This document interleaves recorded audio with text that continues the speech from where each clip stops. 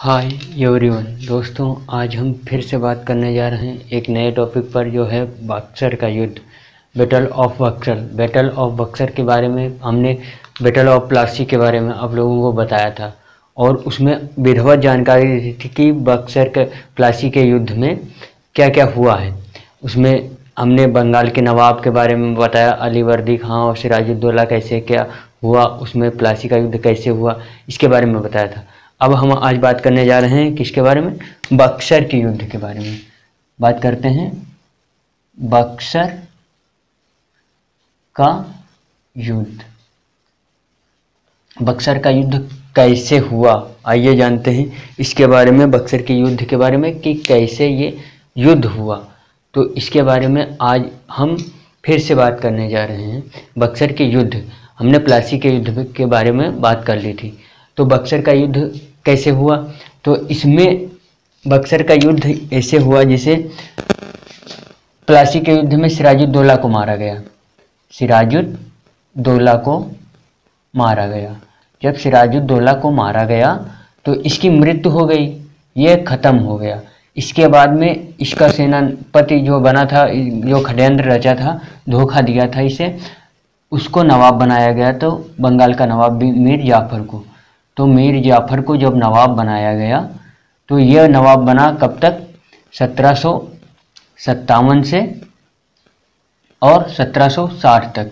1760 तक जब मीर जाफर को बनाया गया तो मीर जाफर जब बना तो 24 परगने का मालिक बना दिया ईस्ट इंडिया कंपनी को। किसको? ईस्ट इंडिया कंपनी को। जब ईस्ट इंडिया कंपनी को बना दिया गया, तो जब ईस्ट इंडिया कंपनी को बना दिया गया 24 परगने का मालिक, और उनको ये मीर जाफर दान भी देता है और उनके अधिकारियों को भी दान देता है, बहुत सारा दान।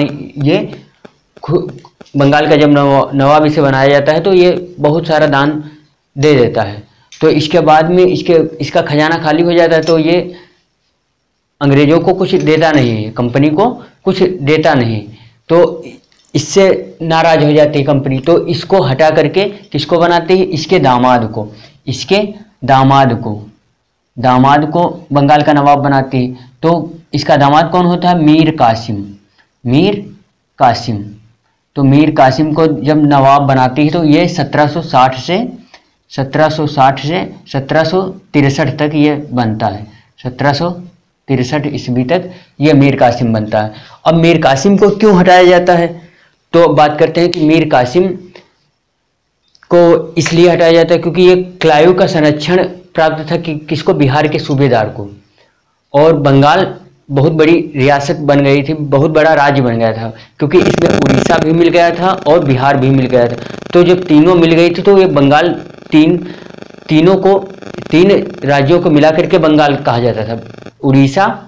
उड़ीसा के बाद में बिहार और बंगाल, तीनों को संयुक्त राज्यों को मिला करके बंगाल कहा जाता था। तो बंगाल बहुत बड़ा क्षेत्र हो गया था और बंगाल से एशिया का 60% व्यापार होता था। अब समझ लीजिए कितना बड़ा बंगाल था, ठीक। तो कंपनी इस पे बहुत सारा वो करती है, तो मीर कासिम को बनाती है। तो मीर कासिम क्या करता है?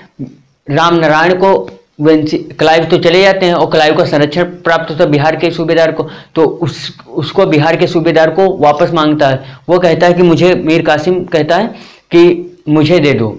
और मीर कासिम जब नवाब बनता है तो ये अंग्रेजों से दूर रहना चाहता है, तो ये मुर्शिदाबाद से राजधानी कहाँ लेकर जाता है? तो मुर्शिदाबाद से राजधानी कहाँ कन्वर्ट करता है? मुंगेर लेकर चला जाता है। किससे? कि इनसे हम दूर रहें। ये स्वाभिमानी भी होता है, मीर कासिम स्वाभिमानी होता है। तो स्वाभिमानी मीर जाफर भी होता है, लेकिन वो पहली जीत थी इसलिए वो दान दे दिया था। इसके बाद में दान नहीं दिया तो इसको हटा करके मीर कासिम को बनाया गया। तो मीर कासिम और भी स्वाभिमानी निकला। मुर्शिदाबाद से राजधानी मुंगेर उठाकर लेकर चला गया। जब मुंगेर को उठाकर लेकर चला गया, इसके बाद में ये रामनारायण को वापस मांगता है, बिहार का जो सूबेदार होता है, तो उसको जब वापस मांगता है, जिसको क्लाइव का संरक्षण प्राप्त होता है, तो वेंसिटार तो उसको दे देता है वापस। तो ये मीर कासिम रामनारायण को कत्ल कर देता है, रामनारायण को मार देता है। जब रामनारायण को मार देता है, फिर जब एलिस जाता है बिहार में अपनी व्यापारिक कोठी खोलने, जब एलिस नाम का अंग्रेज जाता है बिहार में व्यापारिक कोठी खोलने के लिए, तो जब व्यापार की कोठी खोलने जाता है तो मीर कासिम मना करता है। जब मीर कासिम मना करता है तो अंग्रेज समझ जाते हैं इसकी चतुराई को कि यह बहुत बड़ा स्वाभिमानी है, तो मीर कासिम को भी हटा दिया जाता है। फिर 1763 में किसको हटा दिया जाता है? मीर कासिम को। फिर नवाब किसको बना दिया जाता है? मीर कासिम को हटा करके नवाब बना दिया जाता है मीर जाफर को। फिर से दोबारा मीर जाफर को फिर से नवाब बनाया जाता है। तो ये 1700 मीर जाफर फिर 1763 से फिर कब तक रहता है? 1765 तक। 1765 में इसकी मृत्यु हो जाती है। तो मीर जाफर 1763 से 1765 तक फिर ये बनता है। तो मीर कासिम को अच्छा नहीं लगता है, मीर कासिम को अच्छा नहीं लगता। ये कहाँ जाता है? ये पहुंच जाता है किसके पास? ये पहुंच जाता है अवध के नवाब, अवध के नवाब शुजाउद्दौला के पास, शुजाउद्दौला के पास। जब शुजाउद्दौला के पास पहुंच जाता है और मुगल सम्राट कौन? शाह आलम द्वितीय, शाह आलम द्वितीय। ठीक, तो शाह आलम द्वितीय, अवध के नवाब शुजाउद्दौला, मुगल सम्राट शाह आलम द्वितीय, इनके मध्य क्या होता है? इनसे जब ये मीर कासिम मिल जाता है, मीर कासिम जब मिलता है तो ये अपनी तीनों सेनाएं इकट्ठा करते हैं। जब तीनों सेनाएं इकट्ठा करते हैं तो ये युद्ध छेड़ते हैं। जब युद्ध करने की युद्ध छेड़ते हैं तो जब इन तीनों सेनाएं, इनकी तीनों सेनाएं, संयुक्त सेना और अंग्रेज, एक तरफ अंग्रेज होते हैं। अंग्रेजों बक्सर के युद्ध के समय क्या होता है? 22 अक्टूबर को, 22 अक्टूबर, ठीक, 22 अक्टूबर को 1764 को, ठीक, 22 अक्टूबर 1764 ईस्वी को ये युद्ध होता है। जब ये युद्ध होता है तो किसके बीच में होता है? अवध के नवाब शुजाउद्दौला, मुगल सम्राट शाह आलम, मीर कासिम, ये तीनों की संयुक्त सेना होती है और अंग्रेज होते हैं एक तरफ। तो तीनों की जब ये अलग अलग होते हैं तो ये तीनों सेनाएं को ये अंग्रेज जीत जाते हैं। इसमें बक्सर के युद्ध में अंग्रेज जीत जाते हैं। जब अंग्रेज जीत जाते हैं तो अंग्रेजों का मनोबल बढ़ जाता है, क्योंकि वो एक संयोग था कि प्लासी के युद्ध में षड्यंत्र रचा जाता है तब वो जीते थे। लेकिन इसमें तो कोई षड्यंत्र रचा नहीं जाता है, इसमें षड्यंत्र रचने वाली कोई बात ही नहीं थी, क्योंकि इसमें तीनों की संयुक्त सेना थी। फिर अंग्रेज इन्हें हरा देते हैं। तो अब आप सोच लीजिए कि अगर संयुक्त सेना को हरा दिया जाता है तो इसमें बहुत ही इनका आत्मबल बहुत बढ़ चुका होगा और ये अब किसी से भी लड़ सकते हैं। तो इनका आत्मबल बहुत बढ़ गया और अंग्रेज जीत गए। जब अंग्रेज जीते तो ये मीर कासिम तो वहाँ से भगा और दिल्ली की ओर भागा और इसकी मृत्यु तो 1777 में होती है, लेकिन ये दिल्ली की ओर तरफ भाग जाता है और बच निकलता है। लेकिन इसकी मौत 1777 ईस्वी में हो जाती है। अब बचते हैं अवध के नवाब और मुगल सम्राट शाह आलम। तो ये जब दोनों बचते हैं तो इनके बीच में संधियां होती। आइए देखते हैं कि कौन कौन सी संधि होती है। अब यह बक्सर का युद्ध आप लोगों को पता हो गया कि किसके मध्य और क्यों हुआ था, ठीक। तो किसके मध्य और क्यों हुआ था तो पता हो गया होगा, विधिवत तरीके से आप लोगों को पता हो गया होगा, ठीक। अभी तो कहानी में ट्विस्ट आया होगा आप लोगों को। तो अब बात करते हैं कि इलाहाबाद की संधि होती है और इलाहाबाद की संधि में मीर जाफर बूढ़ा हो जाता है। तो ये 1765 में मीर जाफर खत्म हो जाता है। 1765 में खत्म हो जाता है मीर जाफर की मृत्यु हो जाती है। तो मीर जाफर मर जाता है तो इसके बेटे को किसको? निजामुद्दौला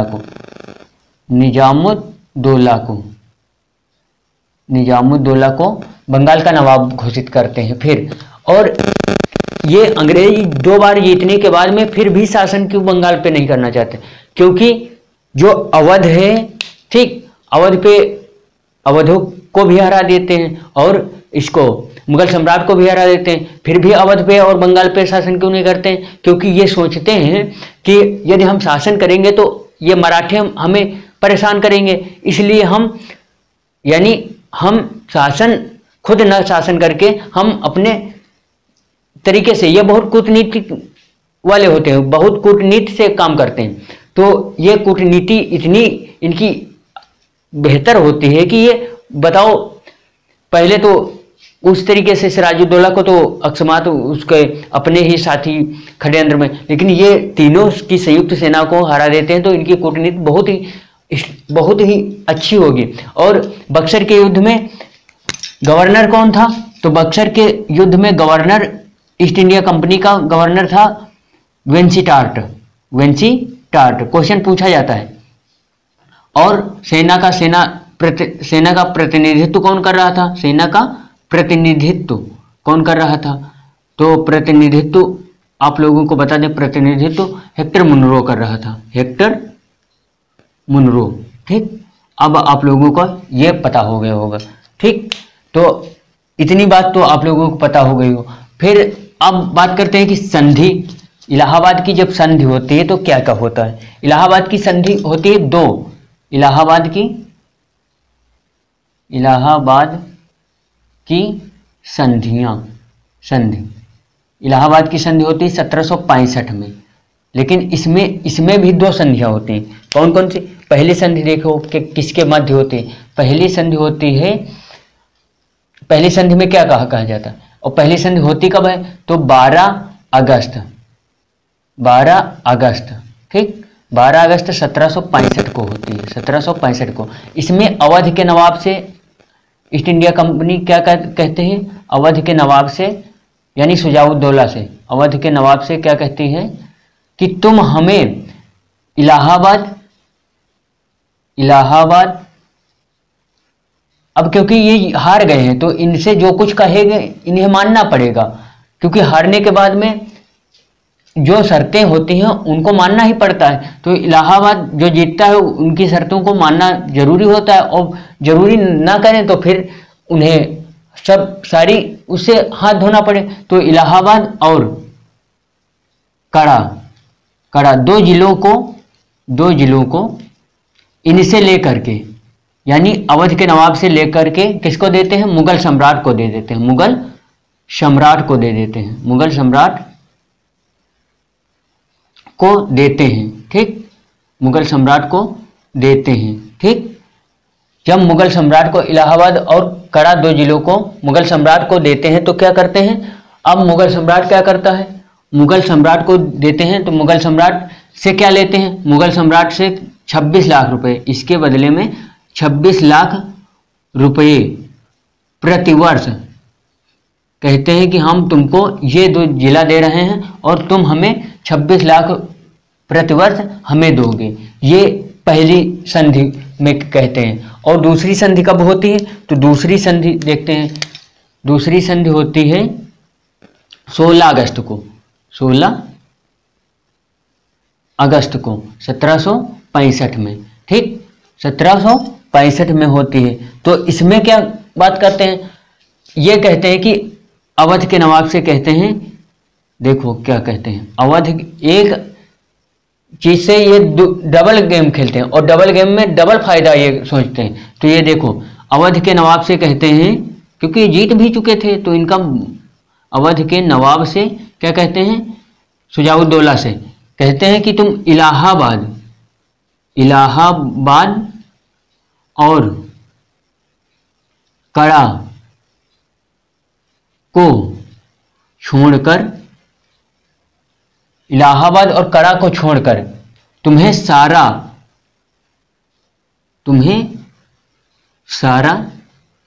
राज्य वापस दे दिया जाएगा।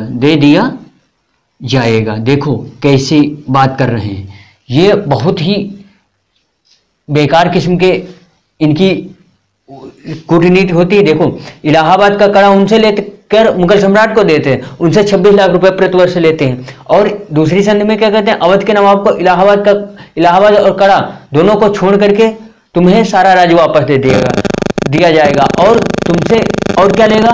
इनसे कह रहा है कि तुम इसके बदले में क्या दोगे? कंपनी को क्या दोगे? कंपनी को क्या दोगे? तो 50 लाख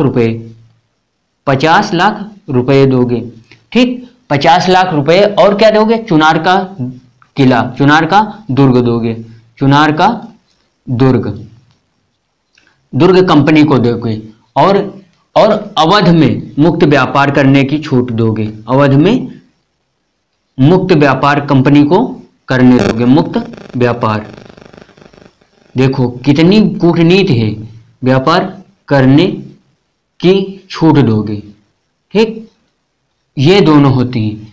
ठीक, ये दोनों होती हैं संधि में, ये दोनों बातें होती हैं। इलाहाबाद और कड़ा दोनों जिलों को मुगल सम्राट को देते हैं और इनसे 26 लाख रुपए प्रतिवर्ष लेते हैं मुगल सम्राट से, मुगल सम्राट शाह आलम द्वितीय से। ठीक, और अवध के नवाब दूसरी में क्या करते हैं, इलाहाबाद और कड़ा छोड़ करके सारा राज्य वापस दे दिया जाएगा। किसको?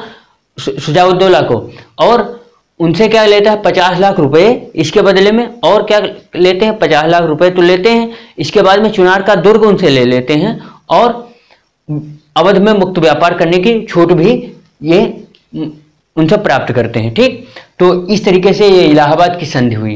इलाहाबाद की संधि में एक 12 अगस्त, एक 16 अगस्त को। ठीक, अब बात करते हैं कि इन पे हस्ताक्षर कौन करता है। तो इन पे हस्ताक्षर कौन करता है, इन पे, इस संधियों पे हस्ताक्षर कौन करता है? तो बंगाल का नवाब कौन? निजामुद्दौला अल्पवयस्क, निजामुद्दौला मीर जाफर का पुत्र निजामुद्दौला जो अल्पवयस्क है, और अवध का नवाब शुजाउद्दौला। ठीक,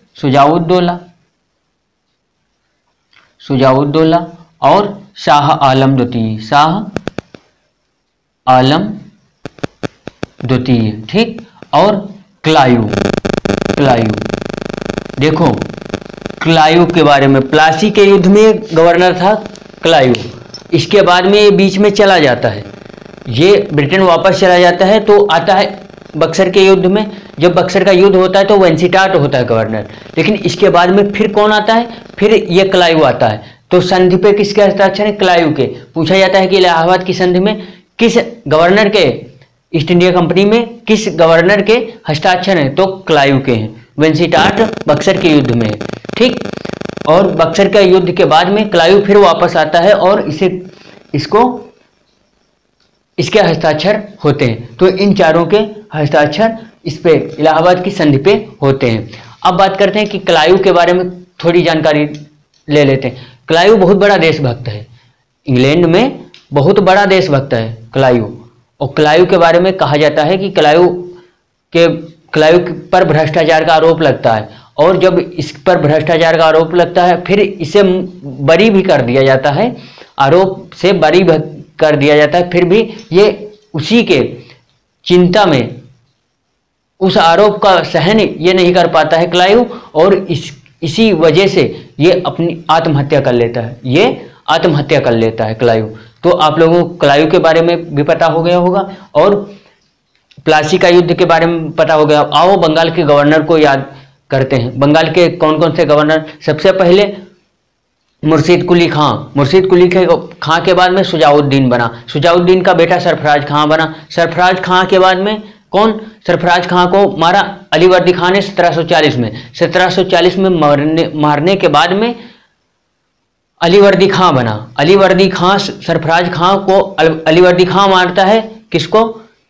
उसमें घिरिया के युद्ध में 1740 में इसको मारता है सरफराज खां को, और अलीवर्दी बंगाल का स्वतंत्र नवाब घोषित करता है अपने आप को। और अलीवर्दी खां के कोई लड़का नहीं होने का कारण, यानी लड़की होती है, संतान होती है, लेकिन तीनों लड़कियां होती हैं, तो उसके कोई संतान न होने का कारण अपनी लड़की यानी सबसे छोटी लड़की के पुत्र को, सिराजुद्दौला को नवाब घोषित करता है। तो उसकी मौसी को अच्छा नहीं लगता है, और ये 23 वर्ष का होता है, युवा होता है, जवान होता है, तो ये बहुत ही स्ट्रिक्टली बहुत ही काम करने लगता है, ये प्रशासन में फेरबदल करता है। तो इससे प्रशासन वाले भी नाराज हो जाते हैं, इसके कार्यकर्ता सारे नाराज होते हैं। उसमें सेनापति वही मीर जाफर होता है, और दीवान होता है रायदुर्लभ, ये सब मिलकर के मानिकचंद होता है, ये सब मिलकर के यार लतीफ, ये सब मिलकर के उसके प्रति षड्यंत्र रचते हैं, और उनसे मिल जाता है ईस्ट इंडिया कंपनी, उनसे मिल करके, और उनसे जब मिल जाता है तो उनसे सिराजुद्दौला के प्रति युद्ध छेड़ते हैं। जब युद्ध छेड़ते हैं तो प्लासी के युद्ध में उसे मार दिया जाता है, और मीर जाफर का पुत्र मीरन, जो मीर जाफर का पुत्र है मीरन, उसी के कहने पे मोहम्मद बेग उसकी हत्या कर देता है। ठीक, तो इसके बाद में मीर जाफर को नवाब बनाया जाता है। मीर जाफर के बाद में फिर बनता है मीर कासिम, इसका दामाद। फिर मीर कासिम के आचरण पसंद नहीं आते हैं तो फिर मीर जाफर को बना दिया जाता है। तो जब मीर जाफर बनता है, इसके बाद में मीर जाफर की मृत्यु होती है, फिर निजामुद्दौला बनता है और बक्सर का युद्ध इन्हीं के बीच में होता है। तो बक्सर के युद्ध में क्या क्या हुआ? बक्सर के युद्ध में 3 सेनाएं, मीर कासिम, अवध का नवाब शुजाउद्दौला और मुगल सम्राट शाह आलम, तीनों की संयुक्त सेना मिलकर के अंग्रेजों से युद्ध होता है। बक्सर का युद्ध 22 अक्टूबर 1764 को। इसमें वो हार जाते हैं, उसमें वो दोनों हार जाते हैं। जब अंग्रेज जीत जाते हैं और तीनों की संयुक्त सेना हार जाती है और मीर कासिम दिल्ली की ओर भाग जाता है और इसकी 1777 में मृत्यु होती है। लेकिन ठीक 1777 में मृत्यु होती है और इसके बाद में 1764 के बाद में 1765 में मीर जाफर मर जाता है तो इसके बेटे को निजामुद्दौला को बनाते हैं नवाब बनाते हैं। तो ये जब नवाब बनता है मीर जाफर निजामुद्दौला तो ये अल्पवयस्क होता है। इसके बाद में क्लाइव आ जाता है। ठीक, क्लाइव के बाद में इलाहाबाद की संधि होती है। इलाहाबाद की संधि में यह होता है और इलाहाबाद की संधि हमने आप लोगों को विधिवत बता दिया है, इसमें तो अब भूलना ही नहीं है। तो इलाहाबाद की संधि में अवध और यानी अवध के नवाब शुजाउद्दौला से क्या लिया जाता है? इलाहाबाद और कड़ा 2 जिला लेकर के वे मुगल सम्राट शाह आलम द्वितीय को दे दिए जाते हैं और उनसे क्या कहा जाता है? 26 लाख रुपए प्रतिवर्ष इसके बदले में हमें दोगे कंपनी को। ठीक, और इनसे दूसरी संधि में 16 अगस्त को होती है, उसमें क्या कहा जाता है? उसमें इनसे कहा जाता है अवध के नवाब से तुम्हें इलाहाबाद और कड़ा छोड़ करके सारा राज्य वापस कर दिया जाएगा और इसके बदले में तुम मुझे क्या दोगे? इसके बदले में तुम हमें 50 लाख रुपए चुनार का दुर्ग और अवध में कर मुक्त व्यापार करने की छूट हमें दोगे। ये इनकी रणनीति होती है अंग्रेजों की। तो अब आप लोगों को इसके बारे में पूरी जानकारी हो गई होगी। इससे अब कहीं से भी क्वेश्चन आएगा, छूटेगा नहीं। ठीक, क्वेश्चन आता है कि बक्सर का युद्ध कब हुआ? तो 22 अक्टूबर 1764 को। और इसमें इसके समय कंपनी का गवर्नर कौन होता है? तो वेंसिटार्ट होता है और सेना प्रतिनिधित्व कौन करता है? तो वह हेक्टर मुनरो करता है। ये सब जानकारी आप लोगों को होना चाहिए। ठीक, और इसके बारे में अब आप लोग विधिवत तैयार हो गए होंगे और इससे अब कहीं से भी क्वेश्चन आएगा, छूटेगा नहीं। तो केवल एग्जाम के लिए नहीं, हर भारतीय को जानना चाहिए। और प्लासी के युद्ध में ये चाबी मिली थी और इसमें ये ताला खोल करके पूरा खजाना इनको मिल ही जाता है और इसी प्लासी के युद्ध में गुलामी की दास्तान चालू हो जाती है और इससे पूरा विस्तार कर लेते हैं। समझो, पूरा विस्तार करने का मतलब ये पूरे भारत में राज्य अभी इसी युद्ध के बाद में पूरा विस्तार से गुलामी कर लेते हैं और ये इसी युद्ध के बाद में ये गुलामी 1947 तक बराबर लगभग थोड़ा कम ज़्यादा बनी ही रहती है। तो इस तरीके से ये भारत को गुलाम बना लेते हैं। तो अब आप लोगों को पता हो गया होगा इसके बारे में। अब कहीं से कोई क्वेश्चन आएगा तो छूटेगा नहीं। ठीक, और पढ़ते चलिए और समझकर पढ़िए और आनंद लेते चलिए और जितना पढ़ोगे उतनी आप लोगों की वैल्यू बढ़ेगी। और इसी बात पे आप लोगों को धन्यवाद, थैंक यू।